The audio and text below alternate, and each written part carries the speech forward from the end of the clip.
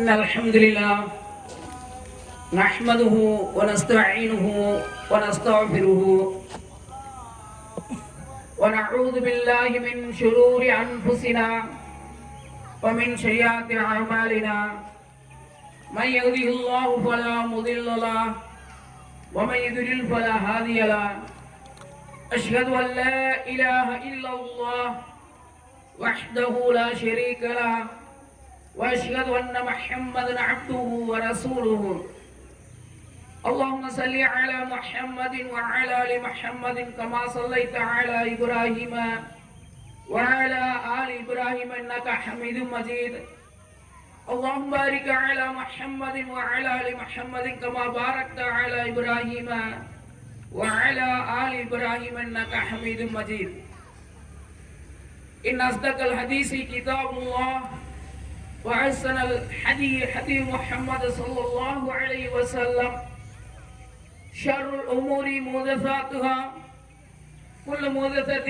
بدعة كل بدعة ضلالة كل ضلالة في النار أما بعد فقد قال الله تعالى في القرآن الكريم أعوذ بالله من الشيطان الرجيم بسم الله الرحمن الرحيم يا أيها الذين آمنوا اتقوا الله حق تقاته ولا تموتن إلا وأنتم مسلمون يا أيها الناس اتقوا ربكم الذي خلقكم من نفس واحدة وخلق منها زوجها وبث منهما رجالا كثيرا ونساء واتقوا الله الذي تساءلون به والأرحام إن الله كان عليكم رقيبا يا أيها الذين آمنوا اتقوا الله وقولوا قولا سديدا يصلح لكم أعمالكم ويغفر لكم ذنوبكم ومن يطع الله ورسوله فقد فاز فوزا عظيما கண்ணியமிக்க எல்லாம் வல்ல அல்லாஹுவின் நல்லடியார்களே,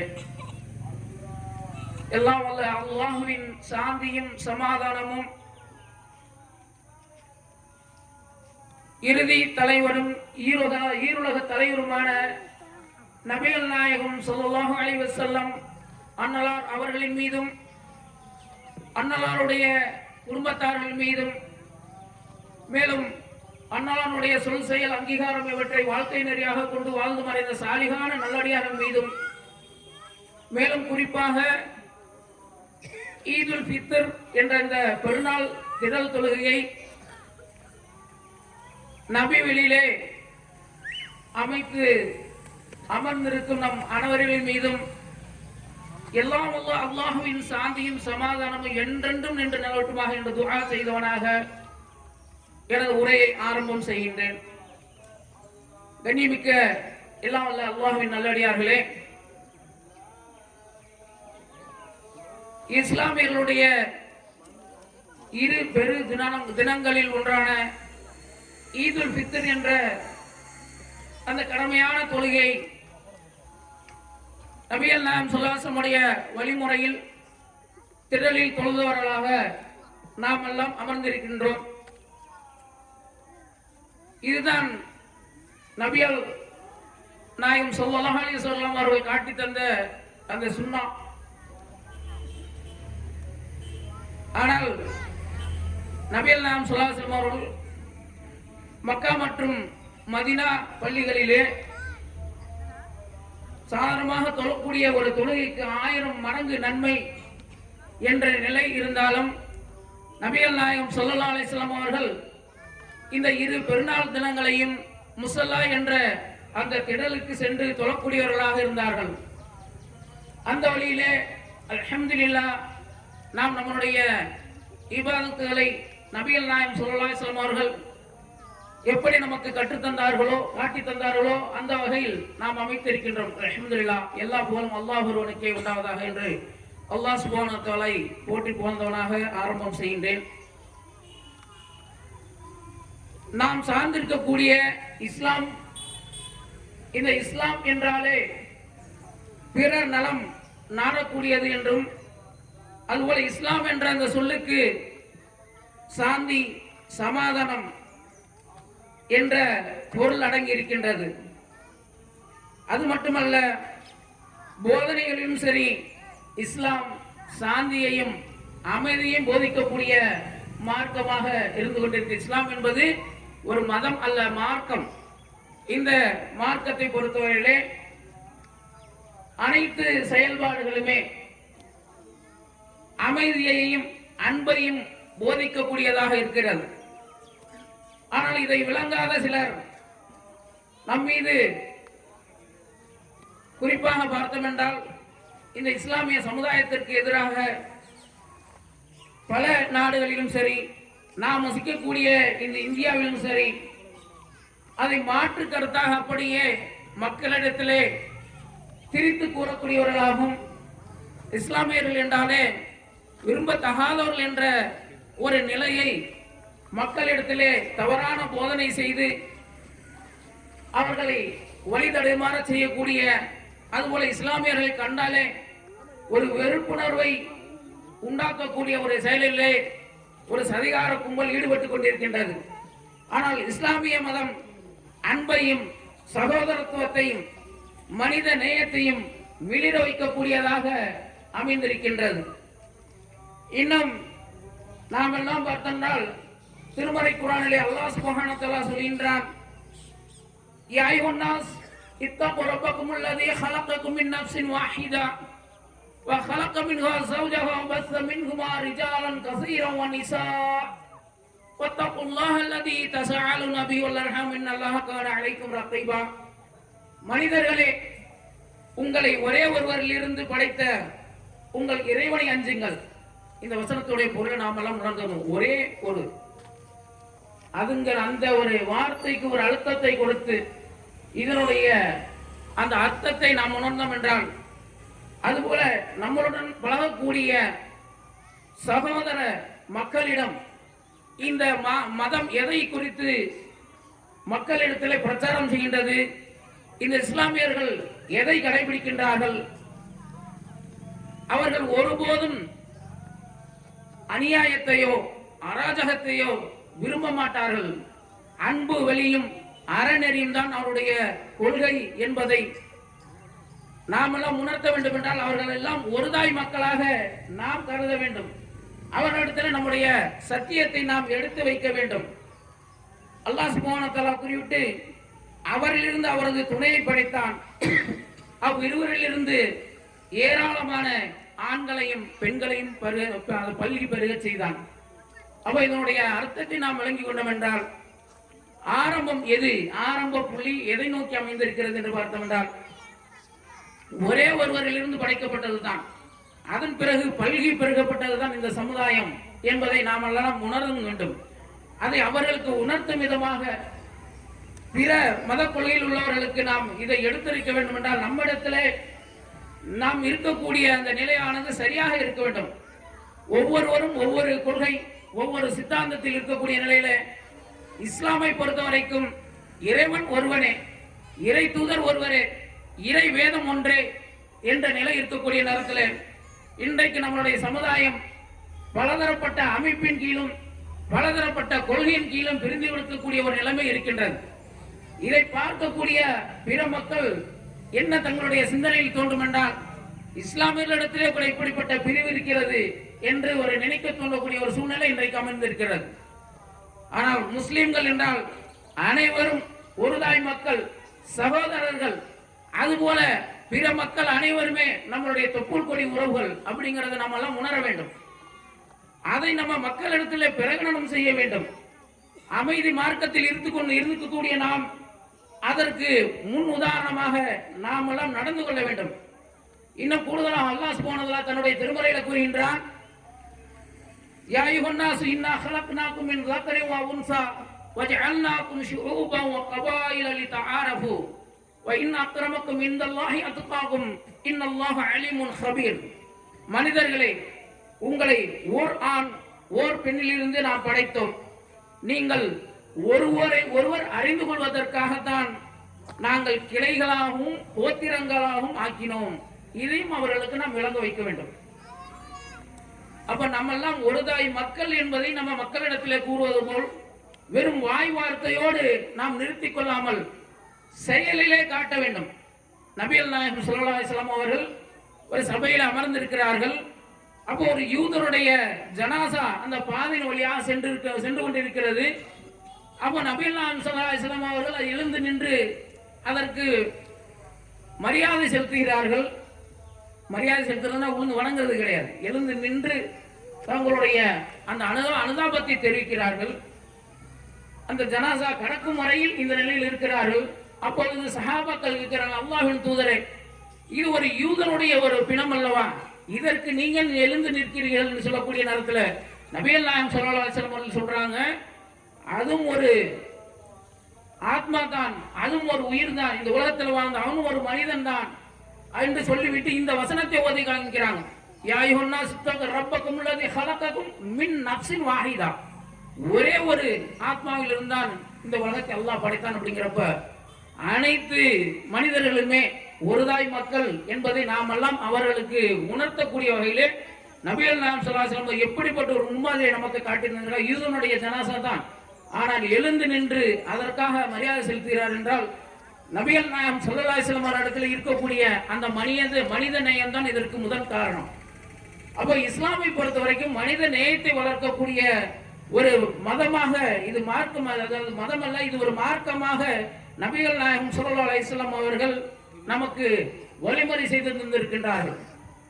அதுபோல நபிகள் நாயகம் ஸல்லல்லாஹு அலைஹி வஸல்லம் சொல்றாங்க, அலா குல்லி முஸ்லிமின் சதகா, தர்மம் செய்வது ஒவ்வொருடைய முஸ்லிம்களுடைய கடமையாகும்.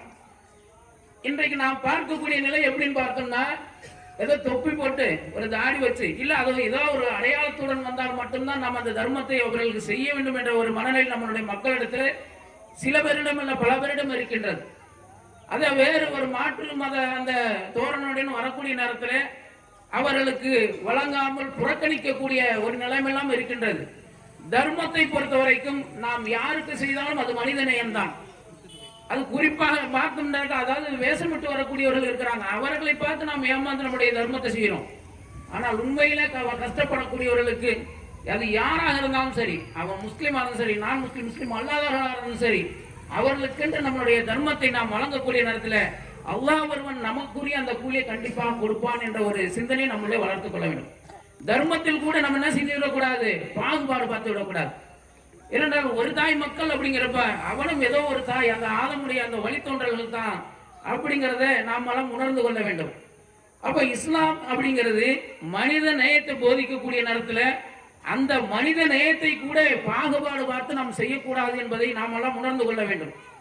அடுத்து பார்த்தோம் என்றால் இந்த தர்மத்தை செய்வதோடு மட்டுமல்லாமல் நபிகள் நாயகம் ஸல்லல்லாஹு அலைஹி வஸல்லம் அவர்களிடத்திலே வந்து சஹாபாக்கள் கேட்கிறாங்க, அல்லாஹ்வின் தூதரே, நாங்கள் தர்மம் செய்வதற்கான பொருள் எங்களிடத்துல எதுவும் கிடைக்கல, அப்படி கிடைக்காவிட்டால் நாங்கள் என்ன செய்வது என்று சொல்வதற்கு நபிகள் நாயகம் ஸல்லல்லாஹு அலைஹி வஸல்லம் சொல்றாங்க, ஏதாவது ஒரு கைத்தொழில் செய்யுங்க, ஏதாவது ஒரு கைத்தொழில் செய்யுங்க, அதிலிருந்து நீங்க ஒரு அதன் மூலமாக நீங்கள் பலனடைந்து அந்த பலனடைந்ததிலிருந்து நீங்கள் தர்மமாக செய்யுங்கள் என்று சொல்றாங்க. அப்ப கேட்கிறாங்க சஹாபாக்கள் கேட்கிறாங்க, எங்களுக்கு எதுவும் பொருள் கிடைக்காவிட்டால் நாங்கள் என்ன செய்வது? அதற்கு நபிகள் நாயகம் ஸல்லல்லாஹு அலைஹி வஸல்லம் சொல்றாங்க, தேவையுடைய உதவி தேடி நிற்கக்கூடிய துயருற்றவர்களுக்கு உதவி புரியுங்கள். எங்களுக்கு கொடுக்கறதுக்கு பொருளாதாரம் எதுவும் இல்லை, இருந்தாலும் என்ன செய்யலாம், யார் கஷ்டப்படுகிறார்களோ அவர்களுக்கு செய்து நம்மளுடைய உடல் உழைப்பால் நம்ம உதவி செய்ய வேண்டும். மனித நேயம் அப்படிங்கிறது இப்படித்தான் மிளற வேண்டும். நபிகள் நாயகம் ஸல்லல்லாஹு அலைஹி வஸல்லம் பொருளால கொடுக்க முடியலையா, உங்களுடைய உடல் உழைப்பு செய்யுங்க அப்படின்னு சொல்றாங்க. அப்ப சஹாபாக்கள் கேட்கறாங்க, அப்படி எங்களால முடியல, எங்களால உடலாலையும் முடியல, பொருளாதாரத்தையும் எங்களால கொடுக்க முடியல, உடலாலும் எங்களால உழைக்க முடியல அப்படிங்கிறப்ப என்ன செய்யறாங்க, உடலாலும் அவர்களுக்கு உதவி செய்ய முடியல அப்படிங்கிறப்ப நபிகள் நாயகம் ஸல்லல்லாஹு அலைஹி வஸல்லம் சொல்றாங்க, நற்காரியத்தை செய்து தீமையிலிருந்து தம்மை தடுத்திட வேண்டும், இதுவே அவசியம் தர்மமாகும் அப்படி சொல்றாங்க. தர்மத்தில் சிறந்த தர்மம் எது? அவர்களுக்கு பொருளாதாரத்தை வழங்குவது, பொருளாதாரம் இடத்துல இல்லாவிட்டால் நம் உடல் உழைப்பு அவர்களுக்காக உதவி செய்வது, அதுவும் நம்மால் இயலாவிட்டால் நற்காரியங்கள் செய்து தீமையிலிருந்து தம்மை தாமே அவர்கள் தடுத்திடும், இதே மிகப்பெரிய தர்மம் என்று சொல்றாங்க. அப்போ இஸ்லாம் என்றால் எந்த அளவிற்கு பிறர் நலம் நாடக்கூடியதாக இருக்கிறது என்பதை நாம் எல்லாம் உணர்ந்து கொள்ள வேண்டும். இடையில் ஒரு அறிவிப்பு, அன்பார்ந்த சகோதர சகோதரிகளே, நம்மளுடைய ஜமாத்தின் சார்பாக உங்களுக்கு வழங்கப்பட்ட அந்த இனிப்பு பெட்டியிலே நம்மளுடைய ஜமாத்துடைய QR கோட் மற்றும் வங்கி கணக்கு எண் பதிவு செய்யப்பட்டிருக்கிறது. இன்ஷா அல்லாஹ் நம்மளுடைய பள்ளியினுடைய நிலை குறித்து தாங்கள் அனைவரும் அறிந்த ஒன்றே. நாம் மிகப்பெரிய ஒரு கடன் சுமையில் இருந்து கொண்டிருக்கின்றோம். அந்த கடன் அடைப்பதற்கு மிகப்பெரிய ஒரு பாடுபட்டு கொண்டிருக்கும். பல இடங்களில் சென்று நம்முடைய சகோதரர்கள் அதற்காக உடல் உழைப்பு செய்து கொண்டிருக்கின்றார்கள். இன்னும் நாம் கூடுதலான தொகை அவர்களுக்கு கொடுக்க வேண்டிய காரணத்தினால் அல்லாஹ்விடமிருந்து எதிர்பார்க்கக்கூடிய அந்த நன்மை குறித்து இந்த QR கோடை நீங்கள் ஸ்கேன் பண்ணீங்க அப்படின்னாக்கா அதில் உங்களுக்கு காமிக்கும். உங்களால் இயன்ற அளவிற்கு எந்த அளவிற்கு அதிகமாக உங்களால் செய்ய முடியுமோ, அது பெருமாள் தர்மமாகவோ சதக்காகவோ ஹதியாவாகவோ உங்களால் எந்த அளவிற்கு இயலுமோ அந்த அளவுக்கு கொடுத்து உதவுங்கள். நிச்சயமாக, ஏனென்றால் நாம் செய்யக்கூடிய அமல்கள் அனைத்துமே நபி வழியின் அடிப்படையில் தான். ஆதாரபூர்வமான நபி வழியின் அடிப்படையில் தான் நம்முடைய அனைத்து இபாதத்தும், அது தொழுகையாக இருக்கட்டும், இதர வணக்கங்களாக இருக்கட்டும், நம்ம பிள்ளைங்களுக்கு மதரசால சொல்லிக் கொடுக்க பாடம் கூட என்ன நபி வழியில் தான். அது எப்படிப்பட்ட, அதாவது நம்ம ஒரு விருந்தை கூட புறக்கணிக்கிறோம். எதனால புறக்கணிக்கிறோம்? நபி வழியில் அமையவில்லை, நபி வழியில் அந்த திருமணம் அமையவில்லை, நபி வழியில் அந்த வீட்டில் நடக்கக்கூடிய காரியங்கள் இல்லை, நபி வழியில் அவர்கள் என்ன செய்யல, வீடு குடிபூர்ல என்ன செய்யறோம், எல்லாமே பித்அத்துகள். குல்லு பித்அத்தின் தலாலா குல்லு தலாலத்தின் பின்னார். அப்போ ஒவ்வொரு பித்அத்திலும் எங்கு கொண்டு சேர்க்கக்கூடியதாக இருக்கு, நரகத்தில் கொண்டு சேர்க்கக்கூடியதாக இருக்கின்றது. அப்படி அந்த நரக நெருப்பிலிருந்து நாமெல்லாம் விடைபெற வேண்டும் என்றால் நபி வழி எதுவோ சிறந்த ஒன்றை நாம தேர்ந்தெடுப்போம். கனி இருப்ப காய் கவர்ந்துட்டு, ஒரு இடத்துல பழமும் இருக்குது காயும் இருக்குது, நம்ம எதை தேர்ந்தெடுப்போம் என்பதற்கு? கனியை விடுவோமா இல்ல காயை எடுப்போமா? அது நம்ம சிந்திக்கணும். அப்ப நபி வழி சிறந்ததா? ஒரே இறைவன், ஒரே இறை தூதர், தொழுகை முறையும் ஒன்றாகத்தானே இருக்க வேண்டும். ஏன் 4 சாஃபி அனபி அம்பலி மாலிக் எதற்காக இப்படி பிரிவுகள் பிளவுகள்? தொழுகை என்றால் ஒரு தூதர் ஒரே வழிமுறையை தான் நிச்சயமாக கற்றுத்தந்திருப்பார்கள். 4 வழிமுறை அல்ல. தொழுகை இபாதத்தில் கூட என்ன 4 வழிமுறை கிடையாது, ஒரே வழிமுறை தான். அது திடல் தொழுகையாக இருக்கட்டும், பெருநாள் தொழுகையாக இருக்கட்டும், பள்ளியிலே தொழக்கூடிய நேரத்து தொழுகையாக இருக்கட்டும், எந்த ஒரு காரியமாக இருந்தாலும் சரி, அது நபிகள் நாயகம் ஸல்லல்லாஹு அலைஹி வஸல்லம் அவர்கள் நமக்கு என்ன காட்டி தந்தார்களோ, என்ன கற்று தந்தார்களோ அதுதான் மார்க்கம். அந்த வகையிலே தான் நம்மளுடைய இபாதத்தை அமைத்துக் கொள்கின்றோம். அப்படிப்பட்ட ஒரு வழிமுறையிலே தான் நம்மளுடைய பள்ளி இயங்கு கொண்டிருக்கின்றது. எனவே அந்த பள்ளிக்காக தங்களுடைய பொருளாதாரத்தை தாராளமாக தங்குதுமாறு அன்புடன் கேட்டுக்கொள்கின்றோம். அப்போ நபிகள் நாயகம் ஸல்லல்லாஹு அலைஹி வஸல்லம் அவர்கள் இந்த தர்மத்தை பற்றி மக்களிடத்திலே சொல்லக்கூடிய நேரத்தில், உங்கள் தர்மங்களை நீங்கள் பொருளா செய்யுங்க, இல்லை அப்படின்னாக்க நீங்கள் உழைத்து சம்பாதித்தால் அதிலிருந்து நீங்கள் தர்மம் செய்யுங்க. அது உங்களால் இயலாவிட்டால் வறியவர்களுக்கு கஷ்டப்படுவர்களுக்கு உங்கள் உடல் உழைப்பை செய்யுங்கள். அதுவும் இல்லையா, நற்காரியங்கள் செய்தாவது நீங்கள் அதை உங்கள் தர்மம் என்ற அந்த பலனை நீங்கள் அடைந்து கொள்ளுங்கள் என்று நபிகள் நாயகம் சொல்றாங்க. மனிதன் அவனுடைய உடலில் ஒவ்வொரு மூட்டிற்காகவும் ஒவ்வொரு நாளும் தர்மம் செய்வது கடமையாகும். ஒருவருக்கு அவரது வாகனத்தில் ஏறிட உதவுவது ஒரு தர்மம், அல்லது வாகனத்தின் மீது அவருடைய மூட்டை முடிச்சுகள் ஏற்றி வைப்பது கூட தர்மமாகும் என்று நபிகள் நாயகம் சொல்றாங்க. இதெல்லாம் சொல்லிட்டு இதெல்லாம் உங்களால முடியலையா, ஒரு நல்ல வார்த்தை சொல்லுங்க. நல்ல வார்த்தை ஒவ்வொன்றுமே அது தர்மமாகும், சிறந்த தர்மமாகும் என்று நபிகள் நாயகம் ஸல்லல்லாஹு அலைஹி வஸல்லம் அவர்கள் சொல்றாங்க. அதுபோல தொழுகைக்கு செல்லக்கூடிய நேரத்தில் எடுத்து வைக்கக்கூடிய ஒவ்வொரு அடியும் நம்மளுக்கு தர்மமாக அமையும். அதுபோல வழி அறியாமல் தடுமாறிக்கொண்டிருக்க ஒருவருக்கு வழிகாட்டுதல் அப்படிங்கிறது, சரியான பாதையை நாம் அறிவித்து கொடுக்கிறது அப்படிங்கிறது, அதுவும் மிக சிறந்த தர்மமாக இருக்கும். தர்மம் செய்யணும் ஓடி உடையார்ந்து கஷ்டப்படணும் என்று இஸ்லாம் சொல்லவில்லை. உடலால் உழையுங்கள், பொருளாதாரத்தை கொடுங்க, உடலால் உழைச்சி கொடுங்க. இல்லையா, நற்காரியம் செஞ்சு நீங்க உங்களை தீமையில இருந்து எடுத்துக்க, இது ஒரு தர்மமா பெறுவோம். இதோடு இல்லாம நீங்க சொல்லக்கூடிய ஒரு வார்த்தை இருக்கு இல்லையா, அதான் நபிகள் நாயகம் சொல்றாங்க, நீங்க சொன்னீங்க பேசுறீங்கன்னா நல்லதை பேசுங்க, எல்லாம் வாய்மொழி மௌனமாக இருங்க சொல்றாங்க. அப்போ அந்த அளவிற்கு ஒரு மார்க் நம்மளுக்கு இப்படிப்பட்ட ஒரு எளிமையான ஒரு வழிமுறை நம்மளுக்கு கற்றுத்தருகின்றது. இது எல்லாம் அனைத்துமே மனித நேயத்தின் அடிப்படையில் செய்யக்கூடியதாக இருக்கின்றது. அதுபோல் நபிகள் நாயகம் ஸல்லல்லாஹு அலைஹி வஸல்லம் ஒரு நாள் பயணம் செய்து கொண்டிருக்கிறாங்க. அப்போ அவருடைய வாகனமாக அன்றைய காலகட்டத்திலே ஒட்டகம் இருந்தது. அப்போது ஒரு சஹாபியை பார்க்கின்றார்கள். மிகவும் மெலிந்த ஒரு நலிந்த ஒட்டகத்தில் அவர் பயணம் செய்கின்றார். அப்போ நபிகள் நாயகம் ஸல்லல்லாஹு அலைஹி வஸல்லம் அவர்கள் அவரை பார்க்கிறாங்க. அவருடைய பார்வை எதை நோக்கி இருக்கிறது என்று பார்த்தோம்னா, யாராவது நமக்கு ஒரு வாகனத்தை கொடுத்து உதவ மாட்டார்களா என்ற அந்த பார்வையின் குறிப்பறிந்து நபிகள் நாயகம் ஸல்லல்லாஹு அலைஹி வஸல்லம் சொல்றாங்க, சஹாபாக்களை அழைக்கிறாங்க, தங்களிடம் தேவைக்கு அதிகமான ஒரு வாகனம் எவரிடத்தில் இருக்கிறதோ அப்படி வைத்திருக்கக்கூடியவர்கள் இந்த வாகனம் இல்லாதவருக்கு நீங்கள் கொடுத்து நீங்கள் உதவி செய்யுங்கள். தம்மிடம் தேவைக்கு அதிகமான உணவு வைத்திருப்பார். அவருடைய நிலையை பார்க்கிறான், ரொம்பவும் நலிவடைந்து இருக்கிறார். வாகனம் இல்ல, இருக்கக்கூடிய வாகனம் மிக மெலிந்ததாக இருக்கிறது. பயணம் செய்வதற்கு சிரமப்படுகிறார். அவருக்கு உண்ண உணவில்லை. அதை குறிப்பறிந்து நபிகள் நாயகம் ஸல்லல்லாஹு அலைஹி வஸல்லம் அந்த தனித்திறமை அதுதான். குறிப்பறிந்து சொல்றாங்க, இவருக்கு யாராவது ஒருத்தர் வாகனத்தை கொடுத்து உதவுங்க, யாராவது நீங்க உங்க இடத்துல உணவு வைத்திருந்தால் அவருக்கு உணவு கொடுத்து உதவட்டும் என்று சொல்றாங்க. இந்த ஒரு வழிமுறையை நாம் எல்லாம் பின்பற்ற வேண்டும். நபிகள் நாயகம் ஸல்லல்லாஹு அலைஹி வஸல்லம் அவர்கள் நம்மளுக்கு எப்படியெல்லாம் தர்மம் செய்ய வேண்டும் என்று கற்றுத்தராங்க. அதான் ஒவ்வொரு மனிதனும் ஒரு மூட்டுக்கு ஒரு நாளைக்கு தர்மம் செய்தே ஆக வேண்டும் என்று வலியுறுத்தி சொல்றாங்க. தர்மம் செய்வதில் அப்படிப்பட்ட ஒரு நன்மை இருக்கிறது. நபிகள் நாயகம் ஸல்லல்லாஹு அலைஹி வஸல்லம் சொல்றாங்க, நீங்க பெரிய பெரிய நீங்க மலையெல்லாம் பெரட்ட வேணாம், உங்களை நரக நெருப்பிலிருந்து நீங்கள் காத்துக்கொள்ள வேண்டும் என்றால் ஒரு பேரித்தம்பளத்தில் ஒரு சிறிய துண்டையாவது நீங்கள் தர்மமாக கொடுத்து உங்களை நரக நெருப்பிலிருந்து நீங்கள் காப்பாற்றிக் கொள்ளுங்கள் என்று நபிகள் நாயகம் ஸல்லல்லாஹு அலைஹி வஸல்லம் அவர்கள் நமக்கு சொல்லித்தராங்க. அதுபோல எப்படி தர்மம் செய்யக்கூடிய அந்த நிலையிலே நாம் எதை பெறுகிறோம் என்பதை நாம் எல்லாம் உணர்ந்து கொள்ள வேண்டும். நபிகள் நாயகம் ஸல்லல்லாஹு அலைஹி வஸல்லம் அவரிடத்துல மறுமை நாள் விசாரணையில அல்லாஹ் சொல்லுவான், நாம் ஒரு மனிதனிடத்திலே, நான் உன்னிடத்திலே உண்ண உணவு கேட்டேன், நீ எனக்கு அன்று உணவளிக்கவில்லை அப்படி சொல்லக்கூடிய நேரத்தில் அந்த மனிதன் சொல்லுவானா, அகில உலகங்களை படைத்து பரிபாலிக்கக்கூடிய அல்லாஹ் நீ, அகில ஜீவராசிகளுக்கும் உணவளிக்கக்கூடிய நீ எப்போது பசி என்ற இடத்துல வந்தாய் என்று சொல்லக்கூடிய நேரத்தில் அல்லாஹ் சொல்லுவானா, உன்னிடத்தில் ஒரு ஏழை பசிக்காக உணவு கேட்டு வந்தான், அன்று அவனை நீ புறக்கணித்து விட்டாய், அவனுக்கு உணவளிக்கவில்லை. அன்று நீ அவனுக்கு உணவளித்து இருந்தால் நீ அன்று அங்கு என்னை கண்டிருப்பாய். ஒரு வேளை சாப்பாடு கொடுக்கிறது கூட எப்படிப்பட்ட ஒரு நன்மையை தரக்கூடியது அப்படிங்கிறத நாம் எல்லாம் பார்க்க வேண்டும். மறுமையில சிலர் நரக நெருப்பிலே வெந்து கொண்டிருப்பார்கள். அவரை நோக்கி கேள்வி கணக்கு கேட்கப்படும். ஒரு சக்கர் என்ற ஒரு கொடுமையான ஒரு நரகத்தில் அவர்கள் வேதனை செய்யப்பட்டுக் கொண்டிருப்பார்கள். அப்ப அவரிடத்துல கேட்கப்படும், உங்களை இந்த நரகத்திலே கொண்டு வந்து சேர்த்தது எது என்று கேட்கக்கூடிய, மா சலக்கக்கும் ஃபீ சக்கர் காலு லம் நக்கும் மினல் முஸல்லின் வ லம் நக்கு நுதீமுல் மிஸ்கின். நாங்கள் ஏழைகளுக்கு உணவளிக்கவும் இல்லை, உணவளிக்க தூண்டவும் இல்லை. அப்ப தர்மம் செய்வது எந்த அளவிற்கு சிறப்பானது. தர்மம் செய்வதன் மூலமாக மனித நேயம் மக்களிடத்தில் வளரக்கூடியது இருக்கிறது.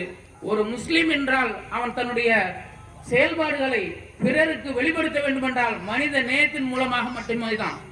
இன்றைக்கு பார்க்கிறோம், கஜா புயல், சென்னையில பெருவெள்ளம், அதுபோல தொடர்ந்து இரத்த தானம் செய்வதிலே தமிழக முஸ்லிம்கள் தான் முதலிடம். இதெல்லாம் எதை காட்டுகிறது? நபிகள் நாயகம் ஸல்லல்லாஹு அலைஹி வஸல்லம் அவர்கள் நமக்கு காட்டி தந்த வழிமுறை தான்.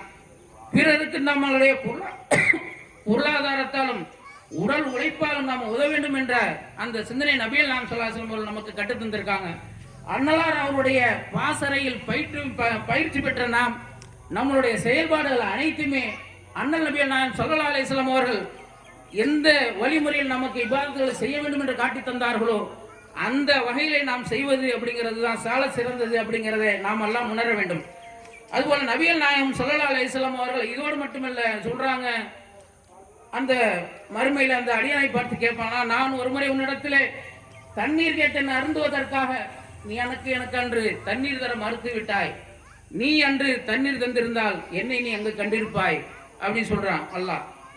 அப்ப அந்த அடியான் கேட்கிறானா, உலகம் அனைத்தும் அண்ட சராசரங்கள் அனைத்தும் படைத்து பரிபாலிக்கக்கூடிய அல்லாஹ், நீ எப்பொழுது என்னிடத்துல தாகம் அடிக்கிறது என்று தண்ணீர் கேட்டேன்னு சொல்லக்கூடிய இடத்துல அல்லாஹ் சொல்லுவானா, உன்னிடம் ஒரு ஏழை தாகத்திற்காக தண்ணீர் கேட்டு வந்தான், அவனை நீ புறக்கணித்து விட்டாய், அன்று நீ அவனுக்கு நீர் போட்டி இருந்தால் நிச்சயமாக நீ என்னை அங்கு கண்டிருப்பாய் அப்படிங்கிற அந்த செய்தி புகாரி ஹதீஸ் கிரந்தத்தில் பதிவு செய்யப்பட்டிருக்கிறது. அப்போ நம்ம எந்த ஒன்றையும் தர்மமாகவோ பிறருக்கு உதவக்கூடிய வகையில செய்யக்கூடிய எந்த காரியமானாலும் சரி, ஒருத்தர் பஸ் ஏற சிரமப்படுறாரு, அவரை ஏற்றி விடுறோம். ஒருத்தர் கல்லுக்கு நம்ம பாதையில் சென்று கொண்டு இருக்கின்றோம். நபிகள் நாயகம் ஸல்லல்லாஹு அலைஹி வஸல்லம் சொல்றாங்க, ஒரு பாதையில ஒரு மனிதனுக்கு பிறருக்கு இடையூறு தரக்கூடிய ஒரு பொருளை அகற்றுவது. தர்மம் செய்யணுங்கிறது இப்படியெல்லாம் செய்யணும்னு தேவையில்லை. போறோம், ஒரு கல் கிடக்குது, ஒரு முள்ளு கிடக்குது, அதை எடுத்து ஓரமா போடுறோம். ஏன்? பிறருடைய காலில் அது தைக்கும் வதைக்கும் அப்படிங்கிற ஒரு காரணத்தினால்தான். அப்படி செய்வது கூட என்ன ஆகுமா? அது நம்மளுக்கு தர்மமாகி விடும் என்று நபிகள் நாயகம் ஸல்லல்லாஹு அலைஹி வஸல்லம் கட்டுத்தராங்க. இதெல்லாம் மனித நேயத்தின் அடிப்படையில் செய்யக்கூடிய இந்த காரியங்கள் தான். அப்ப இஸ்லாம் என்றாலே பிறர் நலம் நாடக்கூடியதாக இருக்கின்றது. பிறர் நலம் நாடுவது தானே நபிகள் நாயகம் ஸல்லல்லாஹு அலைஹி வஸல்லம் சொல்றாங்க. பிறர் நலம் நாடுவதே அத்தீனு நசீஹா, பிறர் நலம் நாடுவது தான் இஸ்லாம் என்று சொல்லிட்டு சொல்றாங்க. மல்லா யர்ஹமுல்லா லா யர்ஹமுன் நாஸ், மனிதர்களுக்கு எவர் இரக்கம் காட்டவில்லையோ அவர்களுக்கு அல்லாஹ்வும் இரக்கம் காட்ட மாட்டான். இது நம்மளுக்கு நபிகள் நாயகம் ஸல்லல்லாஹு அலைஹி வஸல்லம் அருமையான ஒரு பொன்மொழி, அவருடைய வழிமுறை. அப்ப நாம இதெல்லாம் நம்ம உணர்ந்து நம்மளுடைய இபாது என்ன, ஒருத்தரை நம்ம ஒரு மக்கள் பிற மத சமுதாயத்தை நம்ம கவர வேண்டும் என்றால் அது நபி வழி அவசியம். ஏனால் இன்றைக்கு முஸ்லிம்கள் என்றாலே பலவராக சித்தரிக்கப்படுகிறது. நம்மளுடைய அனைத்து வரலாறுகளும் இன்னைக்கு மறைக்கப்பட்டு திரிக்கப்பட்டு கொண்டிருக்கின்றது. முஸ்லிம்கள் என்று பார்த்தால் எந்த இடத்திலும் அவர்கள் ஒரு தீவிரவாதிகள் போல சித்தரிக்கக்கூடிய ஒரு நிலைமை எல்லாம் இருக்கின்றது. பிற மதத்தை சார்ந்தவர்கள், பிற கொள்கையை சார்ந்தவர்கள் ஒரு தவறிழைக்கக்கூடிய நேரத்தில் அவர்களுடைய மதத்தை குறித்து அவர்கள் பேசப்பட மாட்டார்கள். ஆனால் ஒரு முஸ்லிம், எங்காவது ஒரு தரிகட்ட முஸ்லிம் இருப்பான், தருதலை முஸ்லிம். ஏன்னா எல்லா மதத்திலும் எல்லா கெட்டவன் இருக்கான், நல்லவன் இருக்கான். அதுபோல ஏதாவது ஒரு தற்கூறி என்ன செஞ்சுடுவான், ஒரு தவறான ஒரு காரியத்தை செஞ்சுட்டான், அவனை முன்மாதிரியாக வைத்துக் கொண்டு ஒட்டுமொத்த முஸ்லிம் சமுதாயத்தை சேர்த்து பேசக்கூடிய ஒரு நிலைமை தான் இன்றைக்கு இருக்கின்றது. அப்ப முஸ்லிம்களாக இருக்கக்கூடிய நாம் நம்முடைய பிறப்பின் என்ன, அதாவது அர்த்தத்தை நம்மளாம் உணர வேண்டும். எதற்காக அல்லாஹ் நம்மை படைத்திருக்கின்றான்? அவனை வணங்குவதற்காக, பிற மக்களுக்கு உதவி செய்ய வேண்டும் என்பதற்காகத்தான். அப்ப அந்த இபாதத்து அப்படின்னா இது ஒரு இபாதத்து. தர்மம் செய்வது கூட என்ன ஒரு இபாதத். நன்மை அடைவதற்கு எந்த ஒரு காரியம் செய்தாலும் அதெல்லாம் இபாதா. அப்ப அந்த வகையில நம்மளுடைய தர்மங்களையும் நம்மளுடைய செயல்பாடுகளையும் நாம் அமைத்துக் கொண்டோம் என்றால் நிச்சயமாக மறுமை நாளிலே நரக நெருப்பிலிருந்து நம்மை காக்கக்கூடியதாக அது அமைந்துவிடும். அது பேரிச்சம்பளத்தின் ஒரு சிறிய துண்டை நாம தர்மமாக கொடுப்பதாக இருந்தாலும் சரி. எனவே ஏனென்றால் நபிகள் நாயகம் ஸல்லல்லாஹு அலைஹி வஸல்லம் சொல்லக்கூடியது மக்களுக்கு இரக்கம் காட்டாதவனுக்கு அல்லாஹ்வும் இரக்கம் காட்ட மாட்டான். மல்லா யர்ஹமுன் நாஸ் லா யர்ஹமுல்லாஹ். அப்போ இரக்கம் அப்படிங்கிறது மனித நேயத்தை போதிக்கக்கூடியதாக இருக்கக்கூடிய ஒரு மிகச்சிறந்த ஒரு செயலாக இருக்கிறது. இஸ்லாம் என்றாலே பிறர் நலம் நாடக்கூடியதாக இருக்கக்கூடிய நேரத்தில் அப்படிப்பட்ட ஒரு நிலையை நம்ம முன்மாதிரி முஸ்லீமாக நாமெல்லாம் இருக்க வேண்டும். ஒரு முஸ்லீம் என்றால் இப்படித்தான் இருப்பான் என்ற ஒரு வழிமுறை பிற மக்களுக்கு எடுத்துரைக்கக்கூடியதாக இருக்க வேண்டும். எப்படி இன்றைக்கு பேசுகின்றார்கள், சென்னை வெள்ளத்திலே பூரா எந்த முஸ்லிம்களை நாம் எதிரியாக பார்த்தோமோ அவர்கள் எங்களுக்கு குடிக்க தண்ணீர் கொடுத்தார்கள், உண்ண உணவு கொடுத்தார்கள், குழந்தைகளுக்கு பால் நேரத்தில் பால் கொண்டாந்து கொடுத்தார்கள். எப்படி செஞ்சாங்க? எதன் மூலமாக மக்களிடத்தில் பேராட்சி அப்படின்னு நபிகள் நாயகம் ஸல்லல்லாஹு அலைஹி வஸல்லம் என்ன முறையை கட்டுனார்களோ அந்த வகையில நம்மளுடைய செயல்களை அமைத்துக் கொண்டோம். இரத்த தானத்தில் இன்று முதலிடம் எதுனால் வைக்கிறது? ஒரு உயிரை காத்தவன். அல்லாஹ் சுப்ஹானஹு வ தஆலா தன்னுடைய திருமறையை சொல்கின்றான், ஒரு உயிரை, ஒரு மனித உயிரை காத்தவன் இந்த சமுதாயத்தையே காத்தவன் போல ஆகணும். அப்ப அந்த ஒரு உயிரை காக்கக்கூடிய ஒரு செயல் அப்படிங்கிறது ஒரு மனித நேயம் மிளிர்கின்ற ஒரு செயலாக இருக்கின்றது. அப்ப அந்த ரத்த தானம் செய்வதன் மூலமாக இன்றைக்கு தமிழக முஸ்லிம்கள் முதலிடத்தில் இருக்க காரணம் என்ன அப்படின்னு பார்த்தோம்னா இதுதான். நபிகள் நாயகம் ஸல்லல்லாஹு அலைஹி வஸல்லம் சொல்றாங்க, அல்லாஹ் திருமறையில சொல்றான், ஒரு மனிதனை வாழ வைத்தவர் ஒரு சமுதாயத்தை வாழ வைத்தவர் போல. அப்ப திருமறை குர்ஆனாக இருந்தாலும் சரி, நபி வழியாக இருந்தாலும் சரி, நமக்கு போதிக்கக்கூடிய ஒரே விஷயம் என்னவென்று பார்த்தோம்னா மனித நேயம்தான். எனவே மனித நேயத்தை வளர்க்கக்கூடிய ஒரு நன்மக்களாக எல்லாம் வல்ல அல்லாஹ் சுப்ஹானஹு வ தஆலா நம் அனைவரையும் ஆக்கி அருள் புரிவானாக என்று துஆ செய்தவனாக எனது உரையை நிறைவு செய்கின்றேன். வ ஆகிர் தவானா அனில் ஹம்துலில்லாஹி ரப்பில் ஆலமீன். அஸ்ஸலாமு அலைக்கும் வ ரஹ்மத்துல்லாஹி வ பரகாத்துஹு.